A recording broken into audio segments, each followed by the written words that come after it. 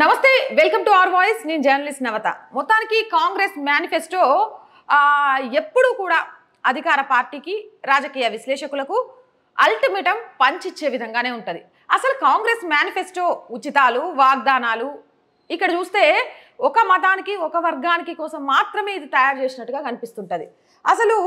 మళ్ళీ లోక్సభ ఎన్నికలు వచ్చిన నేపథ్యంలో కాంగ్రెస్ మేనిఫెస్టోని రిలీజ్ చేసింది ఈ మేనిఫెస్టోపై అస్సాం సీఎం హిమంత బిశ్వ శర్మ అల్టిమేటంగా పంచిచ్చారు ఉచితాలు వాగ్దానాలు పక్కా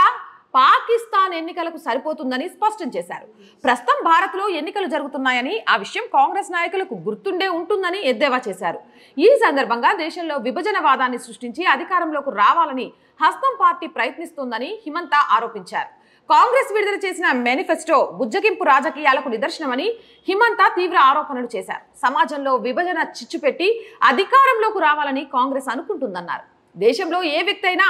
అది హిందూ అయినా ముస్లిం అయినా ట్రిపుల్ తలాక్ పునరుద్ధరణ కోరుకోరని బాల్య వివాహాలు బహుభార్యత్వానికి మద్దతు ఇవ్వరని అన్నారు నిజంగా ఇది నాకు కూడా నచ్చలేదు అసలు ఎవరు చెప్పిండ్రు తలాక్ తలాక్ తలాక్ అని 3 సార్లు అంటే ఒక ఆడపిల్ల జీవితం రోడ్డు మీదకి వస్తుందని అసలు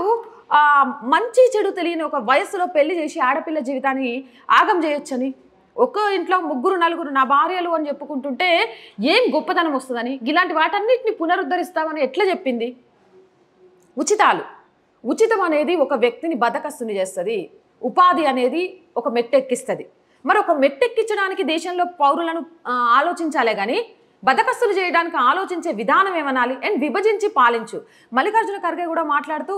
రాజస్థాన్లో కాశ్మీర్ ఆర్టికల్ 370 గురించి అవసరం ఏందంటాడు గా మాత్రం కూడా దిమాక్ లేదా ఇది భారతదేశం రాష్ట్రాలు వేరు కావచ్చు కానీ మనందరం భారతీయులమే ఒక దగ్గర సమస్యని ఇంకో దగ్గర చర్చించడం వల్ల వచ్చే నష్టం లేదు ఒక రాష్ట్రంలో వచ్చిన మార్పుని ఇంకో రాష్ట్రంలో చెప్పడం వల్ల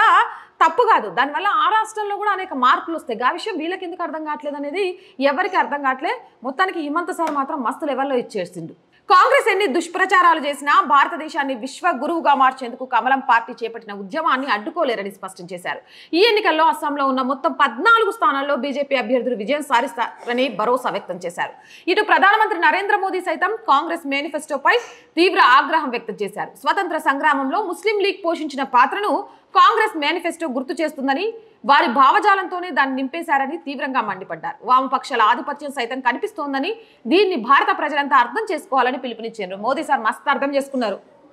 ఇగో ఎవరైనా సరే ఎదుటోళ్ళు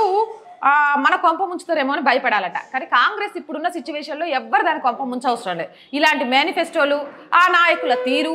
మాటలు వేస్తున్న అడుగులే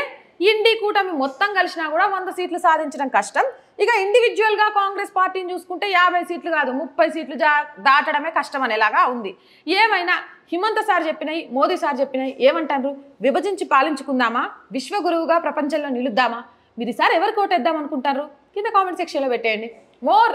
అప్డేట్స్ కోసం మన ఛానల్ని వెంటనే సబ్స్క్రైబ్ చేయండి వీడియో నచ్చిందా లైక్ చేయండి షేర్ చేయండి అండ్ మోర్ అప్డేట్స్ కోసం ప్లీజ్ సపోర్ట్ అస్ మీ సబ్స్క్రిప్షన్ అనేది మన ఛానల్కి చాలా చాలా అవసరం వీడియో చూస్తున్నప్పుడు మీరు సబ్స్క్రైబ్ చేశారా లేదా అనేది వెంటనే చెక్ చేసుకోండి చేయకపోతే అర్జెంటుగా సబ్స్క్రైబ్ చేయండి అండ్ సపోర్ట్ చేయండి జాయిన్ అనే బటన్ కనిపిస్తుంది 1 to 5 లెవెల్స్ ఉన్నాయి సో ఏదో ఒక లెవెల్లో సపోర్ట్ చేయండి అండ్ స్క్రీన్ మీద గూగుల్ పే ఫోన్పేతో పాటు అకౌంట్ డీటెయిల్స్ ఉన్నాయి మీరు చేసే ఏ సహాయమైనా మన ఛానల్ ఇంకో మెట్టు పైకి వెళ్ళి ఇంకా మంచి అప్డేట్స్ ఇవ్వడానికి కావాల్సిన వసతులు ఏర్పరచుకోవడానికి సహాయం చేసిన వాళ్ళు అవుతారు మీ సపోర్ట్ ఎప్పుడు ఉంటుంది ఇప్పుడు ఉంది ఇక ముందు కూడా ఉండాలని ఆశిస్తున్నాను జై భారత్